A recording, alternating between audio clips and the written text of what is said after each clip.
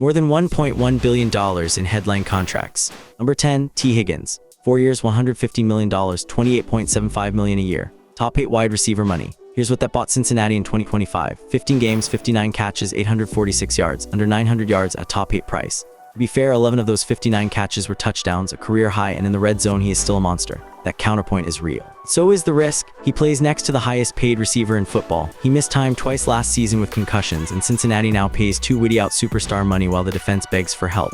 If Higgins is a touchdown specialist and not a yardage engine, the Bengals bought Volume 1 production that may never arrive. Not a bust, a bet, a risky one. Number 9, TJ Watt. 3 years, $123 million, a $42 million cap hit this season at age 31. In 2025, he gave Pittsburgh 7 sacks in 14 games before a partially collapsed lung ended his season early. Now the fair part, even in a down year he forced 3 fumbles, intercepted 2 passes, and stayed efficient third on the team in sacks despite missing 3 games. Watt is still very good. But this contract doesn't pay him to be very good. It pays him to be the best defensive player of his generation, deep into his 30s. Edge rushers this age don't usually find a second prime. Pittsburgh isn't buying the next 3 years, it's thanking him for the last 8. In a cap league, $41 million a year of gratitude is a risk. Number 8, Brandon Aiyuk. In 2022 and 2023, he did exactly what stars do, back-to-back 1,000-yard seasons, 1,342 yards in the second one. San Francisco paid him 4 years, $120 million, since signing a torn ACL and MCL in November 2024, and not one snap since. Then it got ugly. Last July, the 49ers voided more than $25 million in guarantees over a missed rehab.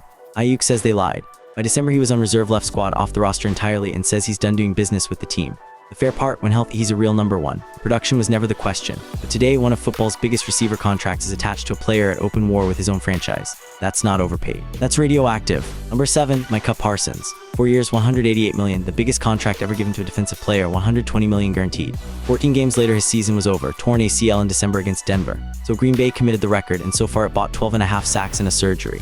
Fair part, and it matters. Every report says the rehab is on schedule. He's targeting an October return. Now, healthy Parsons is a top 3 defender on earth. This deal can still work completely. But the risk is baked into the timing. The Packers guaranteed 9 figures to a player whose game is pure explosion, then watch the explosion go under the knife. If the burst returns, it's a bargain. If it doesn't, it's history's biggest defensive bet chasing a player who's gone. Number 6, Chris Jones, and here's the honest part first. Calling him overpaid is hard. 7 sacks last season, a 7th straight Pro Bowl, the best pass rush win rate of any defensive tackle in football, and the most pressures of any interior lineman. The production is still elite. So why is he here? Because his $44.85 million cap hit is the biggest number on Kansas City's books. He turns 32 this season. And he plays a position where decline arrives overnight. The Chiefs have no room to be wrong. Every dollar parked on Jones is a dollar not protecting or arming Patrick Mahomes. One slow year and the league's best managed cap is suddenly carrying weight it cannot move. Great player, fragile math. That's what risk looks like when it's still wearing a Pro Bowl jersey. Number 5, Dak Prescott. $60 million a year, the highest average salary in the NFL, and the truth first, in 2025 he was excellent. 4,552 yards, 30 touchdowns, 10 picks, among the league leaders in nearly everything. Nobody can claim Dak disappeared, but this list is about risk, and his contract carries a specific one. January, 10 season, 2 playoff wins, a 2-5 postseason record. 0 NFC championship appearances, ever. The $240 million question in Dallas isn't whether Prescott can play. He proved that again last fall. It's whether the most expensive quarterback in football can drag a team past the divisional round before the deal runs out. Every year he doesn't. $60 million for great Septembers looks more like the most beautifully wrapped risk in the sport. Number 4, Kirk Cousins. The headline said $172 million at age 38, and the internet lost its mind. The real structure is smaller and stranger. Las Vegas guaranteed him $20 million for 2026, and Atlanta, the team that cut him, pays almost $9 million of that. The rest of the 172 club options the Raiders can simply decline. To be fair to Vegas, as one-year quarterback rentals go, that's disciplined shopping. But look at what the league is telling you. Cousins has now collected guaranteed money from 3 different franchises. Atlanta ate $35 million just to make him leave, and the deal is built so his own team can exit after 1 season. The risk isn't that the Raiders overpaid, it's that they're the 3rd team betting the story ends differently this time. It never has. Number 3, Kyler Murray. This offseason Arizona released him, then agreed to keep paying nearly all of his $36.8 million salary anyway. Murray suits up for Minnesota this season on a $1.3 million deal, while the Cardinals eat $47 million in dead money and cover about $35.5 million of his paycheck. 1 playoff trip in 7 seasons. That's what the number 1 overall picks mega deal bought before Arizona paid him to go away. The fair part, for Minnesota this is the good kind of gamble. A former franchise quarterback at backup money, 0 commitment past the season. If Kyler revives, the Vikings win enormous. But that's the point. The risk didn't disappear. It stayed in Arizona, which is paying a quarterback $47 million to play somewhere else. Number 2, Tua Tagovailoa.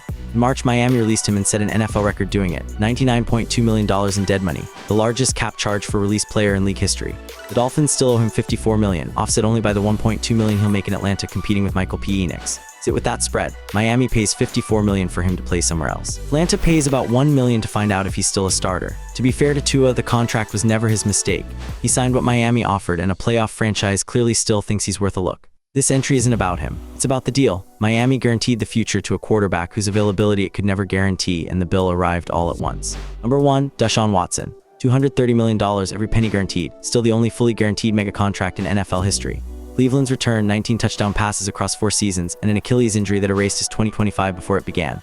This year, the Browns pay him $46 million in cash, $1.3 in salary, $44.7 converted to bonus just to keep the cap legal, the fair part. And it's then there's finally an end date. This is the final season of the deal, but that's the kindest available sentence about the most catastrophic contract in league history. A deal so bad it changed how every team in football negotiates. $230 million, fully guaranteed for 19 touchdowns. The riskiest contract of 2026 is the one that already detonated. 10 risky contracts worth over $1 billion. Who's the most overpaid? Comment your pick and subscribe to Trend Sports.